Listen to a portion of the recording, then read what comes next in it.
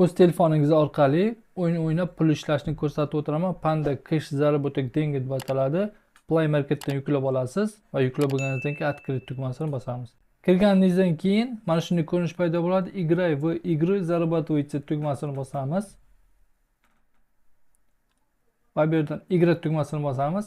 Mana shu o'yinni yuklab olishimiz kerak bo'ladi Play Marketdan. Har bir o'rinni o'tganingizdan keyin sizga tangalar berib boradi. Uстановка qilganingiz uchun 100 tanga beradi. Keyingi o'ringa o'tganingiz uchun 375 tanga. Keyingi o'rinlarga o'tganish uchun 375 tangadan berib boradi. Играть tugmasini bosamiz. Play Marketga olib o'tadi. Mana shuni установка qilib olamiz telefonimizga va играть tugmasini bosamiz.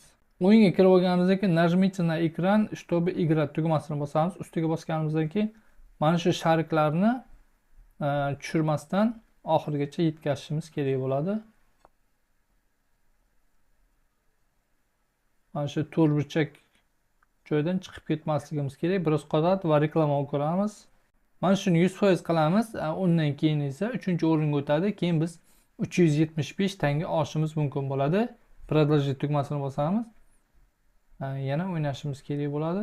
Adashmasam 3 marotaba o'ynaganimizdan keyin 100% bo'ladi. Undan keyin biz 375 tanga olishimiz mumkin bo'lar ekan.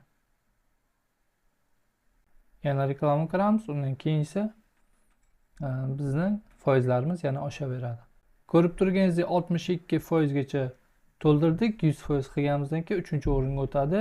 O'ynashimiz uchun продолжить tugmasini bosib o'ynashimiz mumkin bo'ladi. Bu o'yindan ishlagan pullarimizni esa вывести tugmasini bosib ko'chirib olishimiz mumkin bo'ladi per hamyonga. Faqat 2350 tanga ishlaganingizdan keyin 1 rublga teng bo'lar ekan do'stlar.